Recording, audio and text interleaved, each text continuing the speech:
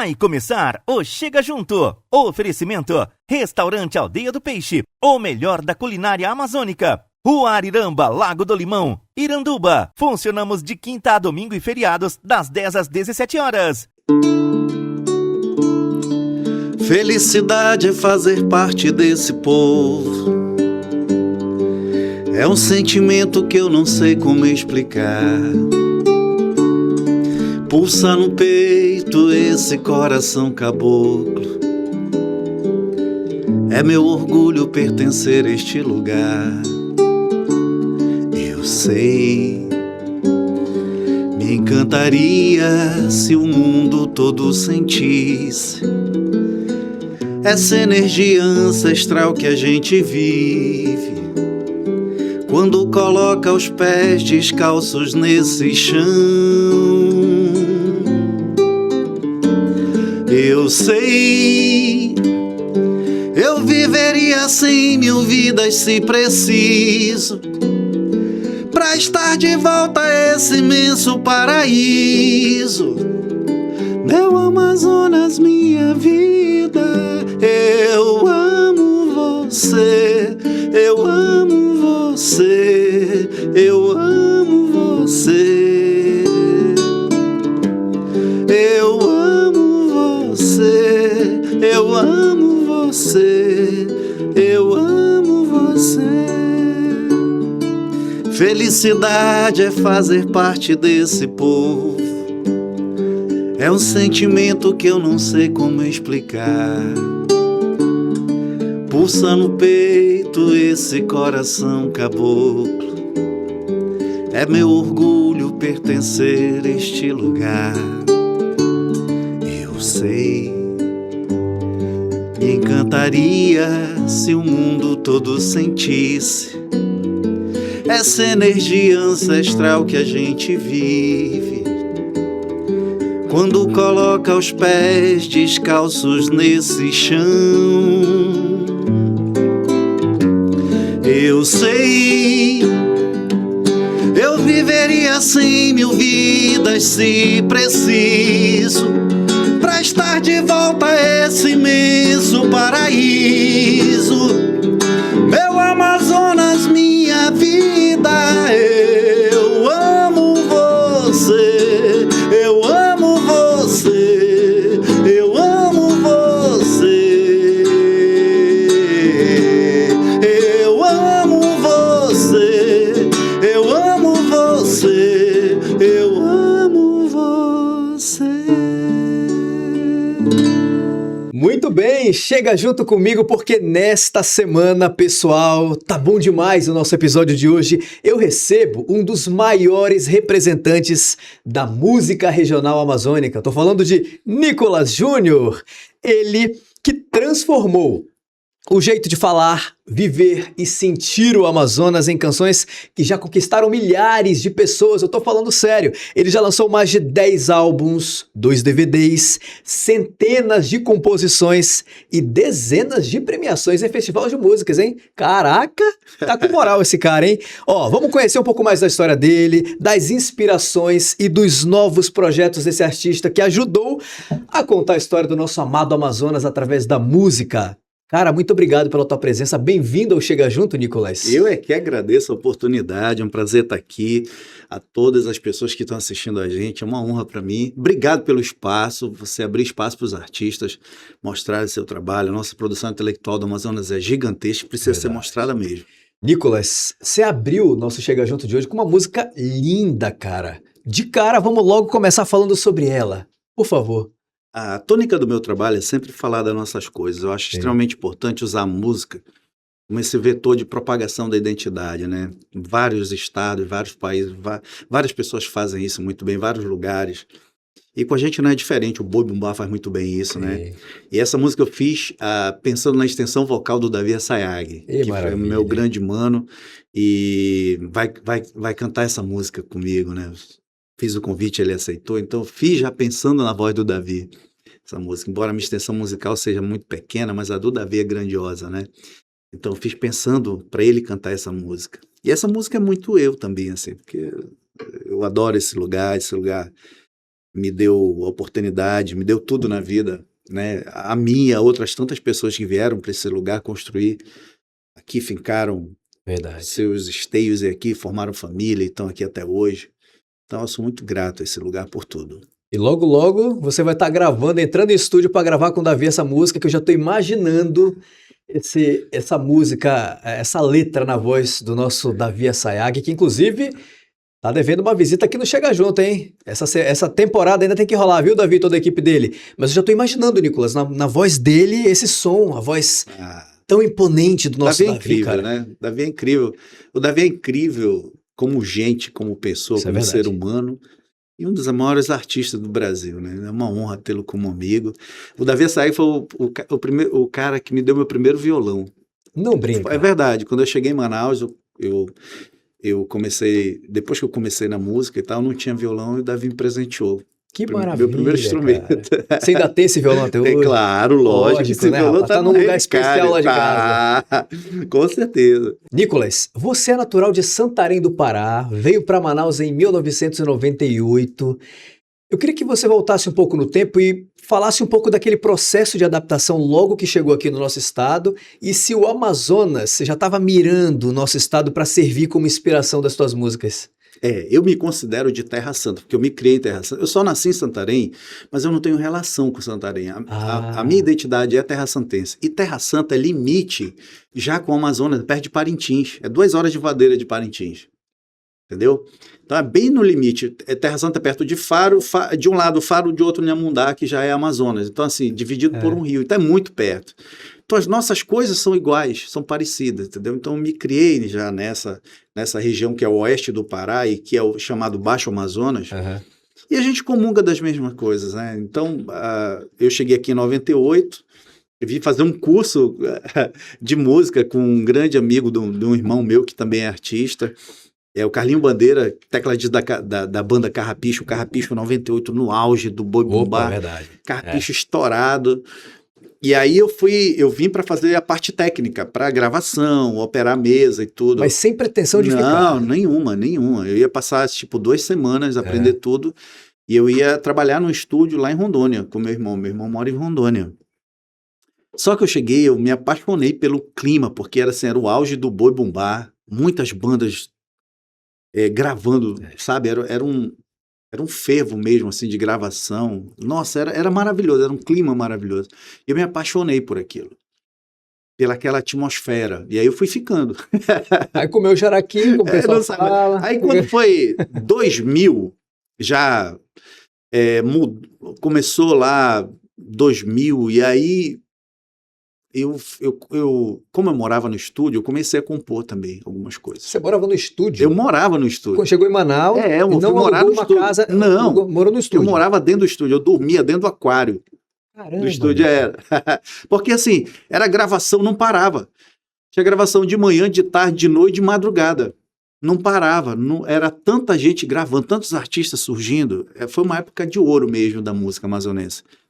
Tinha um projeto Valores da Terra nessa Não, época. isso foi depois. O auge do boi era tão incrível que as bandas gravavam de manhã, tinha gente gravando o disco de manhã, de tarde, de noite, assim, até 11 horas da noite, e de madrugada, para amanhecer. Era virado. Tanto artista, tanta banda surgindo. E eu me encantei com aquilo. Era maravilhoso. Eu morei 2 anos no estúdio. Que curioso. Foi. Foi que depois, quando quando veio a virtualização, que os estúdios físicos, aquele monte de equipamento analógico, tal, começou a mudar, que veio para o estúdio virtual com o computador, e aí muitos estúdios fecharam, aí começou o processo de transformação, veio os streams também, né? Que o CD começou a cair em desuso, aquela coisa toda. E aí o estúdio teve que fechar. E aí eu fui para a noite, fui obrigado a ir para a noite. E aí que eu comecei a tirar repertório de bar para tocar na noite. Só que aí eu já tinha minhas músicas, já tinha gravado meu primeiro disco, que foi em 2000. E aí eu comecei já a cantar minhas músicas, né? Foi muito difícil, porque assim, eu não tocava direito, muito menos cantava, não era cantor, né? Eu tocava alguns acordes só.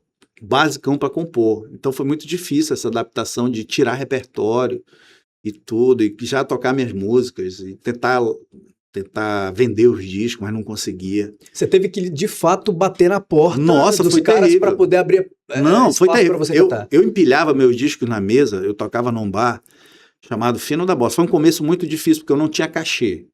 Eu saí do estúdio, o estúdio assim, fechou, e eu não tinha emprego, não tinha nada. E eu tocava por sopa. Toquei 2 anos num bar, por sopa. O cara me dava a minha janta.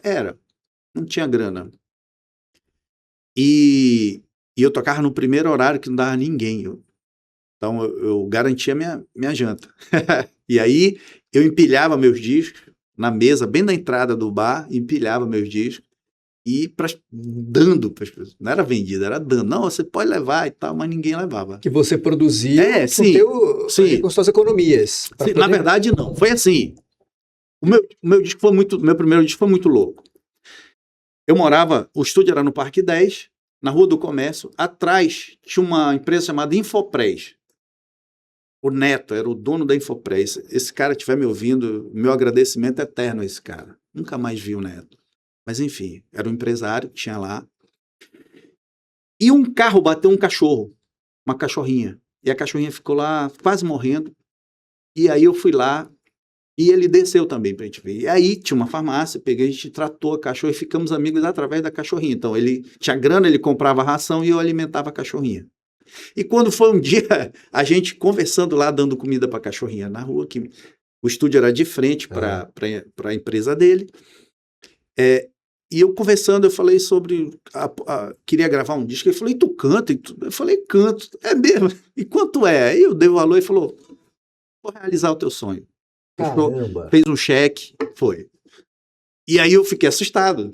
Porque eu não contava, o cara me pegou de surpresa realmente. O cara fez o cheque, tá aí, vai realizar seu sonho. E aí eu fiquei assim, estado de êxtase total. Que história, cara. Aí eu fui, a minha primeira foto do meu disco foi no Lambi Lambi, debaixo das mangueiras, lá no centro. Foi muito doido, porque o cara estendeu um pano de uma mangueira a outra, e aí ele batia, eu fazia as poses, e a galera passava com saco de compra e tal, e peraí, vai, e tal, aí calor, né, toalha, limpa, tal. Foi assim, meu primeiro disco. E aí eu fiz as fotos, gravei, só que quando eu recebi os 1000 discos, Sim.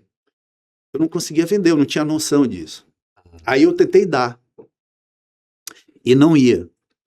E aí, anos depois, acho que uns 2 anos depois, veio um projeto chamado Valores da Terra. E aí eu me inscrevi no Valores da Terra e passei também. E aí ganhei mais 2.000 discos. Então, eu morava na Cidade Nova, eu consegui comprar um cafofo na Cidade Nova de 5 metros quadrados. É bem pequenininho, tamanho desse estúdio aqui. E assim, era cheio de caixa, metade era caixa de disco. CDs. Não vendia, nem dava. Eu tentava dar, botava na mesa, empilhava os discos. E nessa época, nem a ideia de ir nas rádios, participar de programa de TV, fazer Sim, eu tentei, mas é muito difícil, né? Porque você não conhece ninguém. E aí eu conheci um rapaz que era produtor de banda de forró chamado Heleno. Ele falou, olha, eu vou abrir espaço para ti, eu conheço um cara chamado Joaquim Marinho. Eu vou abrir espaço para esse cara. E esse cara, ele é meu brother, ele vai abrir um espaço para ti. Só que o programa é domingo de manhã. Eu falei, eu vou, quero vender meu disco. Era na rádio, né? Pelo menos dá o disco. E aí eu fui na rádio, ele botou a primeira música, botou a terceira, botou a segunda na terceira, ao vivo, assim, tipo a gente tá aqui, a rádio bombando, tinha um aquário e tinha uma moça que atendia os telefones. As rádios antigamente eram várias linhas de telefone. E ele falou, rapaz, você não tem nada que preste, não. Não briga. Cara, eu tomei um choque, porque tava ao vivo na rádio. E eu tinha feito Gesiline. Aí eu falei, eu tenho. E falou, toque agora. Aí eu toquei Gesiline ao vivo. Quando eu toquei, que eu olhei pra moça da rádio, a moça tava assim, ó, com os telefones. Olha só, cara. Cara, eu olhei aquilo, eu não entendia o que estava acontecendo. Ela veio, abriu o aquário e falou, as pessoas estão pedindo a música, onde é que tem esse CD para comprar? Olha só, cara. Cara, eu fiquei assim, o Joaquim Marinho foi muito safo, foi o cara assim que norteou tudo, porque eu não tinha ideia. E quando assim, ó, eu sempre escutei muita MPB. Sim. Então, tudo que eu gravei no primeiro disco e no segundo foram influências do que eu ouvia. Dos grandes artistas, Caetano, Chico Buarque, eu sempre ouvi esses caras, João Bosco, Gonzaguinha. Então, assim, você acaba meio que pegando tudo isso para sua obra. Quando eu toquei Jesus Line, que é uma obra bem humorada, é um personagem, né? Jesus Line é um breguinho, tal, ela é um personagem cheio de identidade. Acho que houve uma conexão. E ali eu não percebi, porque eu não tinha mecanismo para isso, que eu estava criando uma identidade musical. Pois é, cara. Sabe? Naquela hora. Foi muito louco. E aí o Joaquim foi muito safo, porque ele falou, olha, no outro domingo ele volta aqui com mais música e esse disco vai sair já pro mês que vem. Olha só. Paz, e aí tudo começou a acontecer e eu comecei a correr atrás e gravei o disco.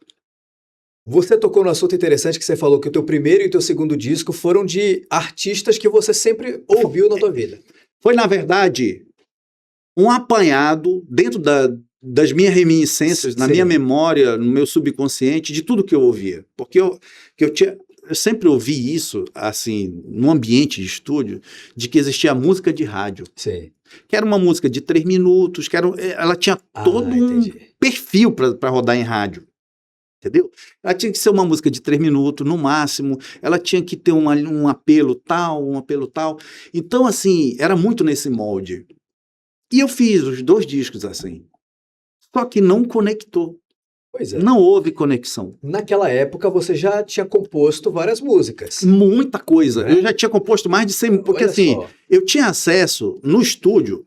O que eu fazia no estúdio? Eu limpava o estúdio, preparava o estúdio para gravações, eu montava e desmontava a bateria, eu microfonava a bateria, eu ajudava a gravar e depois o Glaucio, que era o técnico principal, mixava.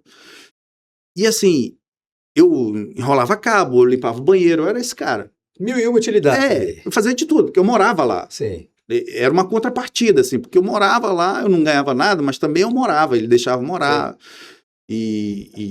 Pô, foi um ambiente maravilhoso, que eu me sentia muito em casa. E sou eternamente grato, inclusive, ao Carlinho, ao Glaucio, a todas essas pessoas que me aceitaram. Ao Neto, maravilhoso, cara incrível, pessoas incríveis, anjos na minha vida. Pra te fazer anjos na minha vida, entendeu? Que me acolheram. Tá bem legal o nosso Chega Junto de hoje, né? Mas fica por aí porque agora eu tenho uma dica para passar para você.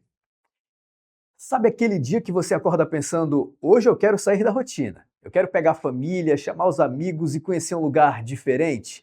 Então eu tenho uma sugestão para você, é o restaurante Aldeia do Peixe. Localizado no Lago do Limão, em Iranduba, o Aldeia do Peixe é aquele lugar perfeito para quem quer aproveitar um dia especial, cercado pela natureza e, claro, saborear o melhor da nossa gastronomia amazônica. Porque, vamos combinar, tem coisa melhor do que sentar à mesa, pedir aquele prato caprichado, sentir o cheiro da comida chegando e compartilhar tudo isso com quem a gente gosta? É justamente essa experiência que faz do Aldeia do Peixe um destino especial. E o melhor é que você pode aproveitar para reunir a família no fim de semana, marcar aquele encontro com os amigos ou simplesmente dar uma pausa na correria do dia a dia. Então já sabe, quando estiver pensando em um lugar para comer bem, relaxar e viver bons momentos, coloque o Aldeia do Peixe no seu roteiro. O Aldeia do Peixe fica na rua Ariramba, Lago do Limão, em Iranduba, a cerca de 30 quilômetros de Manaus. Ele funciona de quinta a domingo e também no feriado, das 10 às 17 horas. Restaurante Aldeia do Peixe. Aqui, a vida tem mais sabor. Vai lá! Em meio à Amazônia e aos seus encantos, fica a Aldeia do Peixe. Aqui nasce o sabor das raízes do norte, o melhor da culinária amazônica servido à mesa. Uma culinária que respeita a tradição amazônica e o cuidado de quem transforma cultura em experiência. Aproveite o melhor do seu dia na Aldeia do Peixe. Rua Ariramba, Lago do Limão, Iranduba. Funcionamos de quinta a domingo e feriados, das 10 às 17 horas. Aqui a vida tem mais sabor.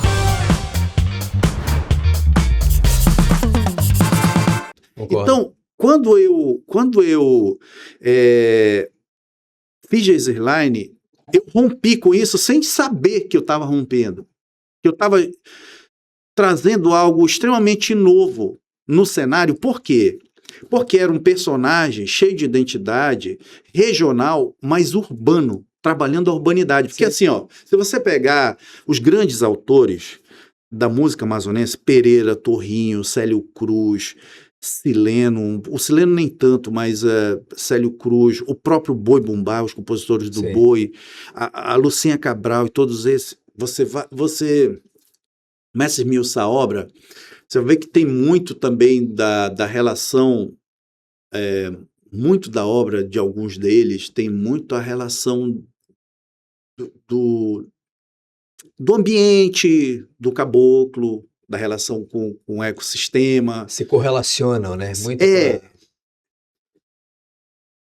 Eu comecei a fazer uma obra urbana, que era o caboclo, num tom de comédia, mas que era urbano. Explorar a rua, o lixo, o esgoto, o carro, o trânsito, a comida, a língua, e a esse urbanidade. Diferencial que fez. A urbanidade em forma de comédia.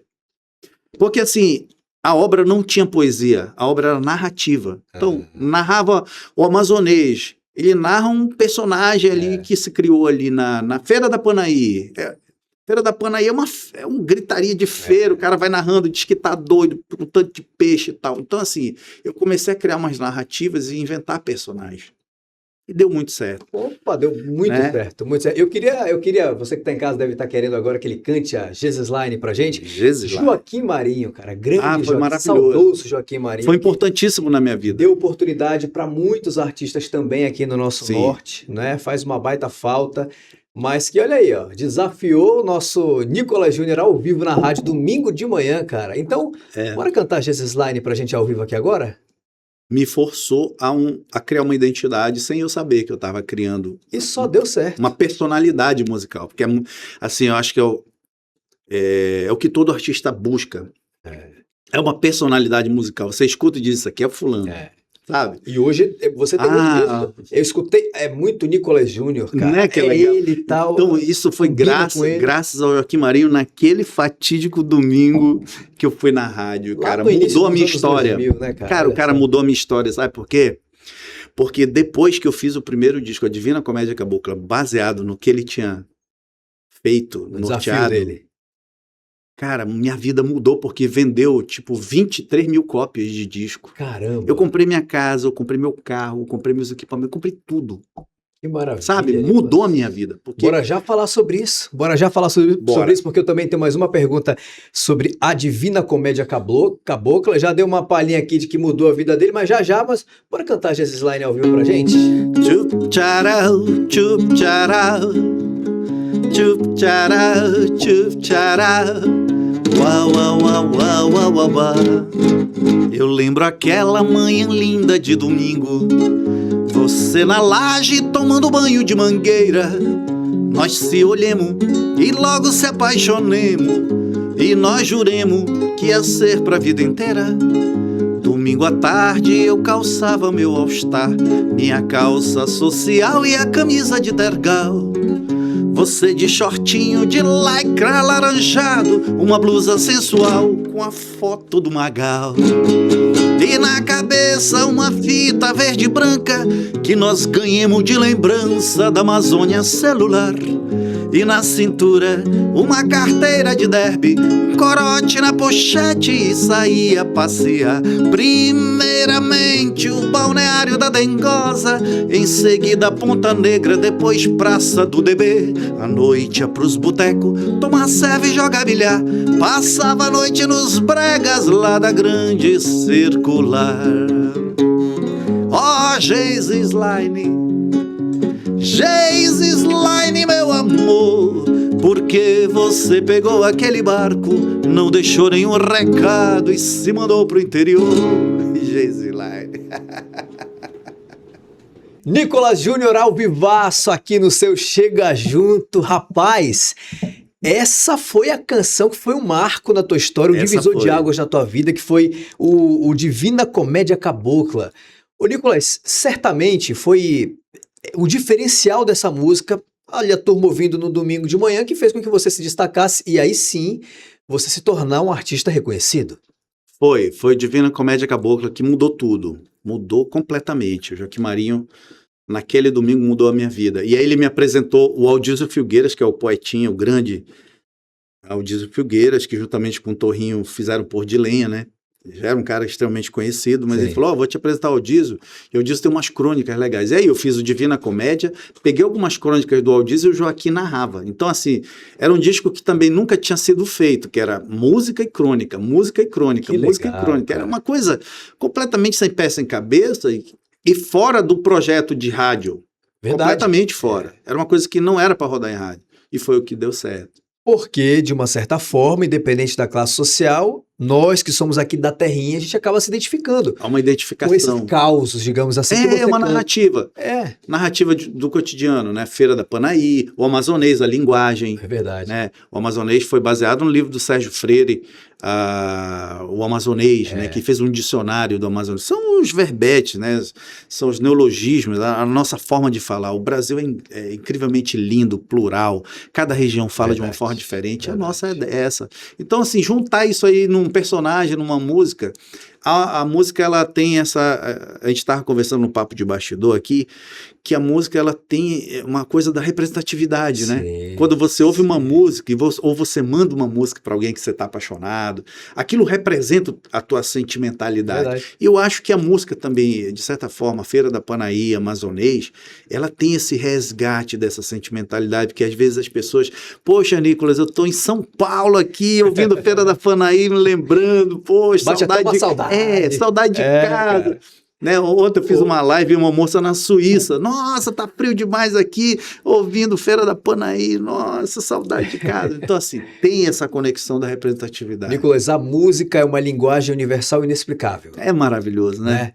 E a pergunta que não quer calar, e aqueles 1.000, 2.000 CDs do início da tua carreira, conseguiu Foi muito louco, porque quando veio o Divina Comédia Cabocla, que esse trabalho vendeu, os outros começaram a vender. Que maravilha. As pessoas começaram a se interessar pelo trabalho e ver que existia um outro trabalho com uma linguagem completamente diferente. Completamente diferente dessa regional que eu faço. Sim. Né? E aí acabou que no final integrou ao trabalho. E hoje, nos shows, as pessoas pedem várias outras coisas que não estão nessa temática. Aham. E, Nicolas, e você comentou que desde que você lançou a série A Divina Comédia Cabocla, que foi um divisor de águas na tua vida, de fato você se tornou um cara conhecido do nosso público amazonense e que você conseguiu ganhar uma boa grana. Foi Sim. ali que você de fato, opa, meu trabalho tá valendo a pena, meu talento tá, né, sendo reconhecido. Você acha que hoje em dia tá mais difícil de um artista, por mais bom que ele seja, conseguir, como você lá na época, comprei meu carro, comprei minha casa, meu terreno, etc e tal. Hoje em dia tá difícil, não tá, cara? Olha, são duas situações. Primeiro, dificuldade existe lá atrás e aqui também. Né? Qual a diferença que eu vejo?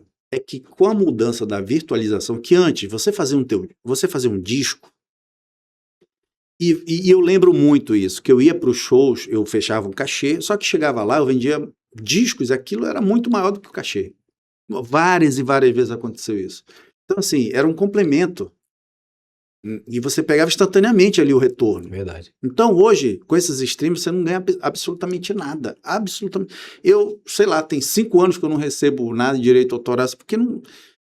Eu sou um artista que não toca, assim, se você pegar os artistas no Brasil, não toco nada. E não dá nada. Sei lá, 20 e poucas mil visualizações, cada centavo, um negócio assim, um negócio absurdo. Sendo que com o disco físico, cara, você vendia o disco, autografava, aquilo era um relicário, sabe? Verdade, Não era só o cara ouvir a música, tinha o contato com o artista, de pegar o disco, abrir, autografar, aquilo virava uma peça sabe? O cara guardava ali, era um relicário, era um negócio que o cara dava uma importância. Aí o cara tirava, ouvia em casa, olhava a letra, o encarte, aí via, autógrafo, ele se sentia valorizado, reconhecido. Então, assim, quebrou essa magia. Pena, hein, é uma pena, mas porque o CD não estava fazendo mal a ninguém. não tem como driblar o futuro, né? Pois é, mas você não acha que dá pra gente mirar no futuro, mas também preservando algumas coisas que do nosso passado que fazem bem, como um bem, eu não estava nem pensando nisso, mas um CD, realmente, quando você, uma ficha dessa aqui, se virar digital, ela não vai ter a mesma importância, digamos assim, porque você é palpável, você tá pegando, e um CD, eu lembro, você folheava as fotos, lia, cantava junto às músicas, tinha a questão do autógrafo, pô, não tava fazendo mal pra ninguém, cara, devia continuar, mas também tem questão, são vários fatores também, né? São, por exemplo, adaptação. É a grande sacada do mundo em todos os tempos, desde os primórdios, desde os dinossauros. Quem se adapta? Bem. Então, assim, vamos pegar outro meio de profusão artística, o livro. O livro não se adaptou à virtualização. Verdade. Lançaram o livro virtual. Lembra que lançaram tipo um celular, assim, que o cara... Porque o leitor, a característica do leitor é outra. O leitor, ele gosta de marcar página, ele gosta de cheirar o livro, de guardar, ele gosta de... Ou seja, tem todo um trato. Existe um modus operandi para se degustar a leitura completamente diferente da música. Então, a música se adaptou aos celulares, a música aceitou a virtualização, o livro não. Por isso que hoje os leitores, os caras continuam fazendo uma noite de autógrafos e todo mundo faz a fila, e, sabe? É legal demais isso. É mágico. É mágico. Mas na música não aconteceu. Então, assim, você vai brigar com isso? Não, você vai se adaptar. Se adaptar. Temos que ser um peixinho que se adapta no aquário em que nos colocam. Exatamente. Assim. Então, se hoje não dá mais dinheiro disco, ok. Então, vai procurar divulgar o seu trabalho na rede social, que hoje é muito mais fácil você divulgar. Antes, a internet quebrou os monopólios, quebrou as distâncias. Hoje você lança o seu trabalho aqui, o cara lá na China escuta. Então, isso é fantástico. Então, assim, onde é que o artista pode ganhar dinheiro? Nos shows, né? Então, qual é a estratégia agora? Divulgue sua obra na internet para ganhar nos shows, vendendo seus shows, né? Vendendo sua obra, sua música ao vivo, no caso, sua apresentação. É porque, assim, quando você vende, você não vende música. Você vende uma experiência. Com toda certeza. É diferente. Quando o cara compra uma mesa para ir no teu show, ele não está comprando ali uma mera apresentação, ele está comprando uma experiência. Então, assim... É o combo todo. Entendeu? Porque ouvir a música, ele ouve no celular dele, ele não precisa do artista. Entendeu? Então, ele está comprando uma experiência. Então, assim, tem mercado para isso. Então, adaptação, né? Aquilo que, é por aqui o caminho, então vamos seguir. É o que eu estou fazendo hoje. Então, eu deixei de ganhar dinheiro com os discos, parou, não ganhei mais, mas eu ganho nos shows. Então, eu canalizei para outra forma de ganhar grana. E você foi um cara que se adaptou, teve que se adaptar, que se no início da carreira você era aquele cara que não sabia nem quanto cobrar de cachê, às vezes, né, como você falou lá no nosso primeiro bloco antes da música, o meu primeiro cachê, meu primeiro pagamento era sopa para eu me alimentar. 2 anos eu toquei por sopa. Hoje você é dono da sua própria carreira, não deixa de ser um empresário, dono da sua própria marca, né? A ponto de que você hoje entende todas essas mudanças, né? Tá na rede social, você faz lives com frequência, ou seja, você conseguiu ver outros meios de ganhar dinheiro, né, Nicolas? Sem dúvida, é adaptação. Você tem que estar na internet, você tem que interagir nas redes sociais, você tem que criar um mecanismo de profusão, né? Hoje, a ferramenta tá aí para ser usada. Você tem que buscar o conhecimento para fazê-lo. Porque é maravilhoso, é maravilhoso. Só de você pensar que nós, antigamente, geograficamente, estávamos ilhados, que para você tentar o sucesso, você tinha que ir lá para o eixo Rio-São Paulo, pegar e morar no Rio. Hoje não precisa, entendeu? Você quebrou essas barreiras. Então, qualquer lugar do mundo escuta a sua música em tempo real. Então, é preciso que você entenda como é que funciona esse mecanismo e usar o mecanismo. O mecanismo está aí para isso. Com toda certeza. Né? Existe o mecanismo pago? Existe investimento. Continua existindo investimento? Continua existindo investimento. Mas, assim, você tem que investir em si. Se você não acreditar em investir em si, quem é que vai investir em você, criatura? Concordo. Não é verdade? Então, assim, você tem que buscar. E uma coisa muito importante, que eu acho de extrema importância, é você saber ler o próximo passo da geração, sabe? O artista, ele é uma antena social. Então, ele tem que compreender e ter a sensibilidade de entender qual é o comportamento dessa próxima geração e adaptar a sua obra, sabe? Vestir a sua obra de acordo com o que a próxima geração ela vai fazer conexão com a tua obra. Concordo. Porque a próxima geração é que vai te dar a oportunidade de você ter público para esse show. Exatamente. Porque o teu público envelhece junto com você, Exato, né? cara. Então, assim, o artista, ele tem que pensar que a obra dele, ela precisa caminhar com a próxima geração, né? E aí é que vem as estratégias de como você fazer, que modos, que mecanismo você usa para que a próxima geração tenha contato com a tua obra, né? Porque assim, não existe obra ruim, não existe obra feia, isso aí é mito, tá? Não existe música ruim, não existe música boa, existe arte, existe música. Concordo. Porque a ideia de bom e ruim é uma questão pessoal. O que é bom para mim é ruim para você. O que é feio para mim é bonito para você. E graças a Deus que é assim, né? Graças a Deus que é assim. Sim. Cada ser humano tem sua ferramenta para receber uma música. Então, assim, entender isso e usar a seu favor é maravilhoso. Eu estou aprendendo isso, sou um aprendiz, eternamente aprendiz. Mas eu já evolui muito para o que eu era. Eu sou um cara do interior, bicho. Você imagina que eu vim em 98 para uma capital de 2 milhões e pouco de habitantes. Eu morava, Terra Santa tinha, sei lá, 9 mil habitantes. Eu vim com uma mochila na costa, eu vim com R$70 no bolso e 4 mudas de roupa. Então, assim, eu não sabia nada. Mas busquei, graças a Deus, e sou muito grato a esse lugar. Por isso que sempre nas minhas obras eu procuro sempre retratar essa identidade, porque eu acho que ainda falta o Brasil conhecer a nossa música, sabe? Ainda vai acontecer isso, cara. Ainda vai acontecer. Tá demorando, hein? Nós somos uma engrenagem no meio de tudo. Cada pedacinho regional tem sua importância. Sem dúvida. Então, assim, vai chegar a nossa hora. Eu sou muito... Tenho vários amigos, rapaz, tá muito sonhador. Eu falei, mas se o artista não for sonhador, meu... Concordo plenamente. Né? Se a inquietude parar no artista, ele morre, cara. A inquietude move o artista. Não tem essa de ócio criativo. Não, cara. É buscar sempre. Eu vou morrer buscando. Exatamente. E, Nicolas, você falou de uma questão importante, questão de acompanhar a geração. E você é um cara, então, que está acompanhando sempre que pode essa nova geração. Tanto que em 2021 ele lançou o álbum infantil Preservar e Brincar Volume 1, e agora vai estar lançando o álbum infantil Volume 2, Preservar e Brincar, que nada mais é do que ensinar essa nova geração a cuidar do meio ambiente. Não é isso? Tudo começou com Divina Comédia. O que aconteceu? A minha ideia de música e de arte era meramente entretenimento. Só que com o amazonês, um belo dia eu abro e o amazonês está sendo dissecado num vestibular. Olha aí. E aí veio o start. A música é um vetor de propagação de ideias. Pode ser usado para educação. E aí veio montei um projeto chamado A História e Geografia do Amazonas em Cantoria. Fui na CEMED, procurei os professores de estudo de História e Geografia da CEMED.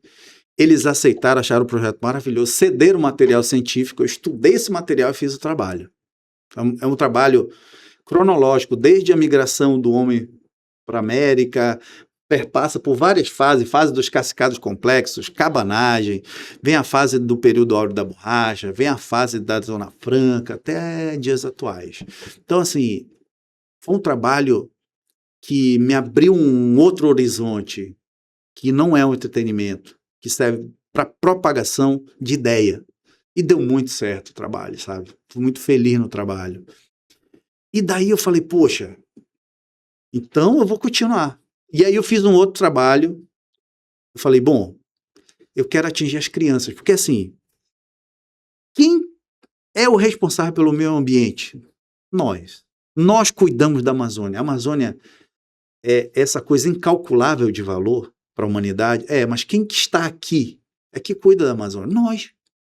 Então assim, ainda temos graves problemas de esgoto, descarte de lixo inadequado. Nós tivemos há pouco tempo, quando que você ia sonhar que na Amazônia, na beira do maior rio do mundo, a gente ia ter crise hídrica, Pois é, né, cara? seca, o caboclo passando sede, não é surreal. Surreal, Entendeu? Então, assim, descarte inadequado de lixo, uma série de coisas, preservação, bioma. E aí veio a ideia de, se atingir as crianças, porque a criança ela é um vetor de mudança dentro do lar. A criança muda a mentalidade que está viciada. Então, atingir a criança é extremamente importante. E foi aí que veio a ideia de fazer um trabalho sobre educação ambiental com esse tema, para músicas infantis, para atingir as escolas. Aí eu voltei na CEMED, fiz um disco inteiro, voltei na CEMED, apresentei para ele, falou, tá tudo errado. Não é assim. Educação infantil é outra coisa. Senta aqui, aí ó, é assim, assim, assim. E aí eu reescrevi o trabalho todinho, e aí fiz o trabalho nos moldes da BNT, porque você lida com educação, é uma outra coisa. Eu não tinha noção disso. E graças a Deus o trabalho ficou pronto, e eu comecei a fazer esses projetos nas escolas. Então essas crianças, elas têm um contato com essa música, e o bacana é que, assim, quando eu fiz o projeto 1, surgiram outras demandas. Autismo, discriminação, uma série de coisas, abuso infantil, e aí o projeto foi tomando novos rumos, entendeu? Sim, se expandiu de uma forma que nem você imaginava. Foi orgânico, foi acontecendo. Olha, Nicolas, tem uma demanda em sala de aula assim que é muito importante e tal, aí eu, entendeu? Então hoje o projeto, graças a Deus, veio o trabalho 2, né? E eu tô com esse projeto já há um tempo. E agora eu quero partir para uma terceira fase, que é a animação. Legal. Usar personagens da Amazônia. Porque assim, nós tínhamos uma lacuna muito grande com relação à educação infantil sobre material. Sim. Material em vídeo, em áudio, com a linguagem. Que a ideia assim, era falar do bioma, falar desses temas, mas com a linguagem nossa, com a identidade nossa. E nas escolas, a maioria dos vídeos e das coisas, dos materiais que tem, são tudo com a linguagem de outros lugares, entendeu? Então tem que sofrer uma adaptação, tal. Então, assim, eu fiquei extremamente feliz de fazer esse material. E também, sem querer, eu acertei também, porque depois eu me dei conta que é uma nova geração que já está tendo também contato com a minha obra. Então assim... Verdade. Fazer a conexão com a próxima geração é extremamente importante, né? E através desse projeto eu estou conseguindo. Que maravilha. Volume 2. Volume 2, volume 1 e volume 2. E você já está pensando no terceiro que vem aí? Eu estou pensando já nas animações agora. Que legal, né? São personagens da flora e da fauna da floresta amazônica que vão contar essas historinhas, né? E sem dúvida nenhuma você está sendo um cara que já está marcando essa nova geração aí. Eu estou super feliz de futuramente vamos lembrar esse de ti, cara. Foi uma sacada assim extremamente, uma boa sacada, de verdade. E aconteceu naturalmente, assim, veio com os outros projetos, sim, entendeu? Sim. Agora olha só, além de cantor, compositor, né, ele também atua como produtor musical, diretor de projetos cultural e também apresentou um programa de televisão. Você sabia desse detalhe? Se apresentou por um ano? 2 anos. Na TV UFAM? Foram 2 anos. Rapaz, é um artista completo, eu pensei, não? Cara, eu era muito tímido. Botava uma câmera na frente, eu me tremia todinho. E aí, a TV UFAM veio, né, e precisava complementar a grade, né? Sim. E era experimental, uma coisa... Lançaram a TV. Isso faz muito tempo? Faz, acho que, sei lá, uns 6, 8 anos. Sim. E... Assim, eles estavam procurando novas grades, novos programas para compor a grade. E aí me convidaram. Estava fazendo um programa sobre arte. Aí eu escrevi um projetinho chamado Estação das Artes. Em que o nome? Era Estação das Artes. Era um programa de, acho que, se não me engano, 2 horas de duração. Ao vivo, gravado? Era gravado. Mas pouco sustentar 2 horas, né? 2 horas. É assim, como eu sou artista, conheço todos os artistas, conheço a trajetória de todos.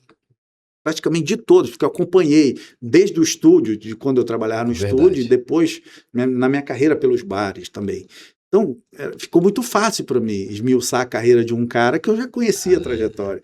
Então, assim, eu fui perdendo a timidez e tal, e o programa deu certo, deu muito certo. O programa era muito legal. 2 anos, e aí a TV passou por mudanças, a grade e tudo. E aí tiraram vários programas foram... Mas valeu a experiência, né, cara? Nossa. Você voltaria hoje para fazer alguma coisa nesse formato? Cara, eu acho que eu voltaria, sim. Sabe por quê? Porque eu adoro falar de arte. E como eu sou muito... Eu tenho muito conhecimento da obra das pessoas, dos artistas e da sua forma de criar e tudo. E sou muito engajado também na história desses caras, dessas pessoas, desses artistas. Eu acho que dava muito certo, sabe? E é um programa temporal que vale até hoje de se assistir, numa boa. E eu fiz um outro programa, fiz um outro projeto também chamado Domingo Autoral. Porque nós temos um problema.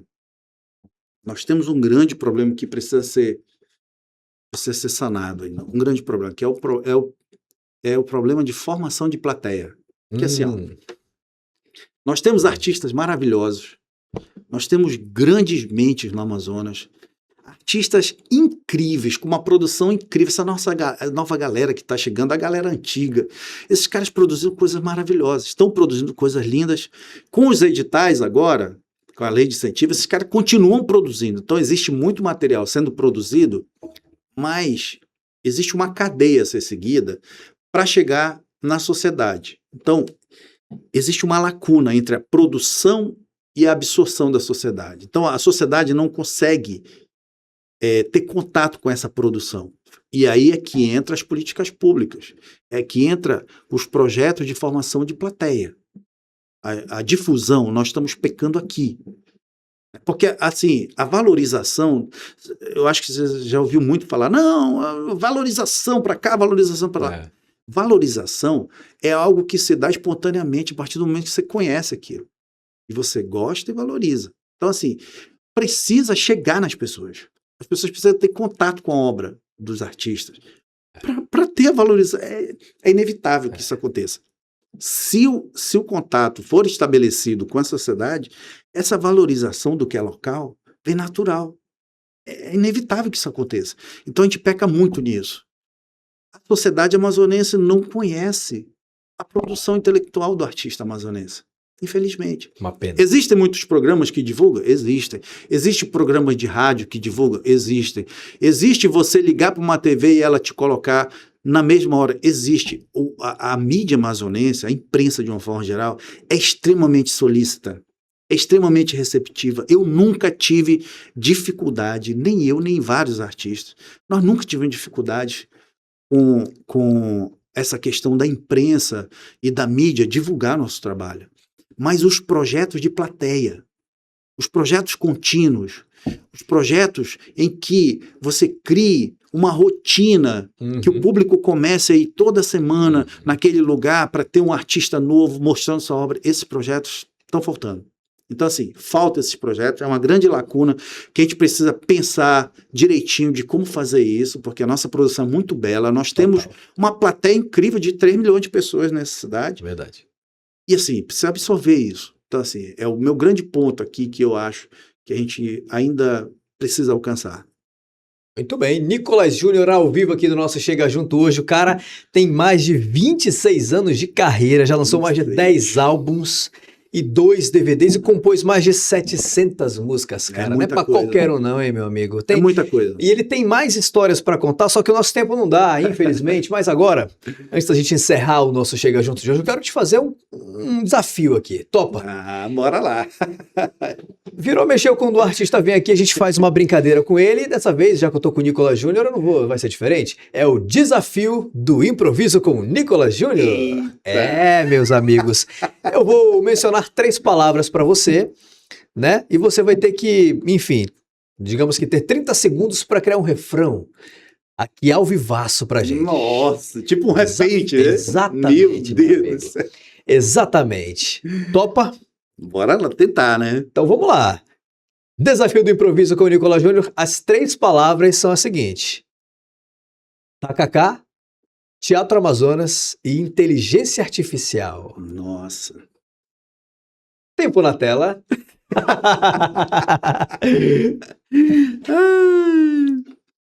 Tacacá. Teatro Amazonas e inteligência artificial. É o desafio do improviso ao vivaço com o Nicolas Júnior aqui no Chega Junto hoje. Nosso convidado mais que especial. É um baita do desafio, hein, cara? Nossa. Pelo amor de Deus. Vou facilitar pra ti, vai. Outra. Pirarucu, Manaus e amor. Melhorou? Ah, tanto faz. As duas são, o lance é o improviso. É. 30 segundos. Pelo amor de Deus. Bem, seria muito artificial não tomar um tacacá em frente ao teatro. Seria desinteligente, acho. É uma obra-prima da nossa cultura, da nossa cidade, e que nem a mais aguçada tecnologia consegue replicar a grandeza daquele palco da arte amazonense. Aê, meu amigo! Ao vivo, gostei. Gostei, falando sério. Concordo plenamente com você. Não vou nem pedir para fazer o próximo, porque o rapaz já usou muito essa cachola para fazer esse de agora. Mas, Nicolas, eu quero te agradecer de verdade pela tua presença aqui no nosso Chega Junto. A tua história, cara, a gente sempre estuda um pouco da história do artista quando a gente vai receber ele aqui, até pra gente aprender junto com quem vai assistir depois. Mas a tua história, ela é cheia de camadas, assim, que quando a gente vai descobrindo, desde o neto lá que te deu a oportunidade, através de um acidente... de um cachorrinho. Você foi lá, contou pra ele o teu sonho. Um cachorrinho uniu nós dois. Olha que bênção. E aí você foi lá, contou teu sonho pra ele, ele te ajudou, né? Fez um cheque, 1000 CDs. Todo artista tem um começo, e o começo ele não é fácil pra ninguém, né, cara? Pra ninguém. Serve de história pra contar, mas Nossa. Por mais difícil que seja, a gente só não pode continuar no mesmo caminho. A gente tem que estar sempre remando pra chegar onde a gente almeja. Do contrário, a vida não vale a pena. Você não concorda comigo? Resiliência, né? A grande palavra para tudo na vida, para tudo. Para tudo. Para tudo. Eu acho que se você é resiliente e quer chegar a um determinado objetivo, o caminho sempre é tortuoso. Nunca é fácil. Você vai pegar vários nãos, mas mantenha firme, né? É o que a gente leva para a vida toda. Isso serve não só para arte, não só para música, não só para a sua profissão, mas qualquer coisa que você for desempenhar na sua vida tem que ter resiliência. Eu, graças a Deus, tive. Sou extremamente resiliente. Acredito ainda que ainda vou conseguir que mais pessoas tenham acesso à minha obra. A minha ideia de sucesso mudou. Antes eu achava que sucesso era conquistar as multidões, era que o Brasil inteiro me visse. Hoje mudou completamente. A minha visão de sucesso é você estar bem, estar feliz com o que conseguiu fazer dentro daquilo que você se propôs. E eu, graças a Deus, sou extremamente feliz com o resultado de tudo que eu produzi. Me sinto bem, me sinto seguro do que eu fiz, do que eu consegui fazer. Eu me sinto muito bem quando eu vou que eu marco um show, que as pessoas compram as mesas, compram o ingresso, vão lá me ver, pedem as músicas. Eu acho que eu consegui cumprir a minha missão. E uma coisa muito importante, eu acho que vale para tudo. Nunca ensoberbar-se, nunca. A soberba, ela é o grande obstáculo para qualquer coisa que você vá fazer na vida. Ela é uma grande pedra no seu caminho, sabe? E assim, sempre procurei buscar os meus objetivos, mas sempre entendendo que todo mundo é pequeno, né? Todo mundo é pequeno e que a arte é algo tão grandioso e você simplesmente está a serviço dela e não ela a serviço de você. Eu acho que quando você entende isso, que você não pode usar a arte como degrau para soberba, e é o inverso, né? A arte, você tem que estar a serviço dela e ela flui naturalmente. Eu acho que é um grande pensamento assim que o artista precisa ter. Total, cara. Se entregar a ela e deixar as coisas acontecerem organicamente, naturalmente. Que se é para acontecer hoje, vai acontecer. Se é para acontecer daqui a 30 anos, vai rolar. Uma hora vai acontecer. Entendeu? Não tem como forçar isso. Nicolas, se eu já te admirava, meu nobre, agora eu te admiro mais ainda. Eu fico muito honrado. Só para terminar, toque lá. Te admiro pra caramba. Só para terminar, você acredita em Deus? Acredito. Como é que é a cara de Deus para você? Nossa, agora você me quebrou, cara. Como é que seria a cara de Deus para mim? Cara, seria todas as caras. Todas são válidas, né? Todas são válidas. Eu acho que é isso. Deus está em cada partículazinha, né, da gente. E eu acho que todas as caras são divinas. Concordo. Né? Concordo. Achei o conceito espetacular. Meu nobre, Deus te abençoe cada vez mais. A nós. Muita saúde pra você. Ó, a gente vai encerrar com música agora, ao vivaço com o Nicolas Júnior, mas eu já quero que você compartilhe esse conteúdo com os seus seguidores, com seus amigos, e não se esquece de se inscrever aqui no canal da Foco 1 TV, já são mais de 11 mil inscritos, e você pode acompanhar toda a nossa programação do início do dia ao fim, né, para assistir a hora que você quiser, de onde você estiver, independente de qual tela esteja nas suas mãos. Semana que vem eu tô de volta com mais histórias inspiradoras aqui no Chega Junto, e a gente encerra com Nicolas Júnior ao vivaço para vocês. Deus.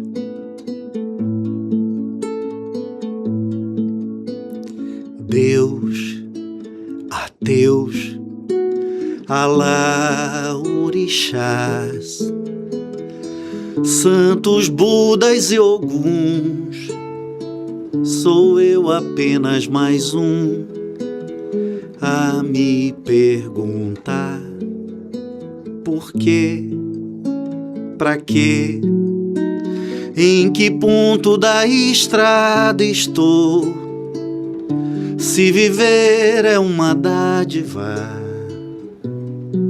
ou uma pena a se pagar, se paraísos e infernos são tudo que me reservam, se sou grande ou pequeno, se me vale o livre-arbítrio de velejar por outros mundos, ou apenas prisioneiro de um sentimento profundo. Como explicar a fé e o que de fato aconteceu? Tanto vocês quanto eu somos rasos sabedores, criacionistas, evolucionistas, cientistas e ateus. Lá no fundo, bem no fundo, todo mundo tem seu Deus. Sua fé, sua negação, sua interrogação de só perceber o mundo, até onde vai sua visão e depois o que vem lá. Deus, ateus, pouco importa crer ou não, basta perceber no outro e lhe estender a mão. Deus, ateus, só existe o bem se existir o mal. Uma força afirma a outra, nos trazendo equilíbrio celestial.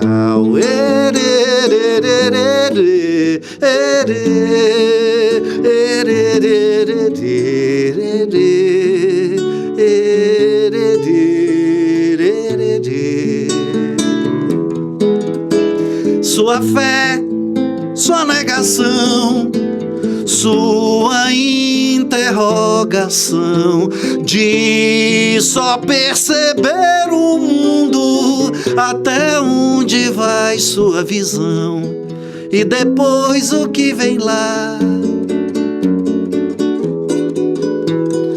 Deus, ateus, pouco importa crer ou não, basta perceber no outro e lhe estender a mão. Deus, ateus, só existe o bem se existir o mal. Uma força afirma a outra, nos trazendo equilíbrio celestial.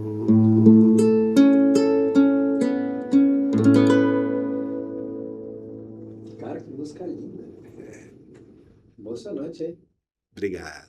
Nossa, realmente. Libriana?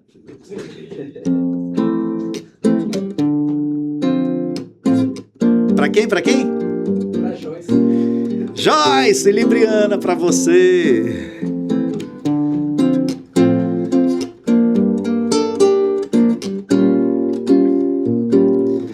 Eu perco a calma quando você passa, tornando meu mundo belo sem me notar. E eu tentando encontrar um meio de ser o foco desse teu olhar. Tão séria, tão meiga, assim libriana, faz pouco do mundo que se põe a seus pés. Me faço poeta pra estar em teus lábios, em forma de canções e beijos. Linda você é, o maior dos meus desejos. Linda você é, o centro dos meus desejos. Dararau, ararararararau, ararau, tararau, ararararararau, ararau. Vai lá, Joyce. Eu perco a calma quando você passa, tornando meu mundo belo sem me notar. E eu tentando encontrar o meio de ser o foco desse teu olhar. Tão séria, tão meiga, assim libriana, faz pouco do mundo que se põe a seus pés. Me faço poeta pra estar em teus lábios, em forma de canções e beijos. Linda você é, o maior dos meus desejos. Linda você é, o centro dos meus desejos. Dararau, arararararau, arararau.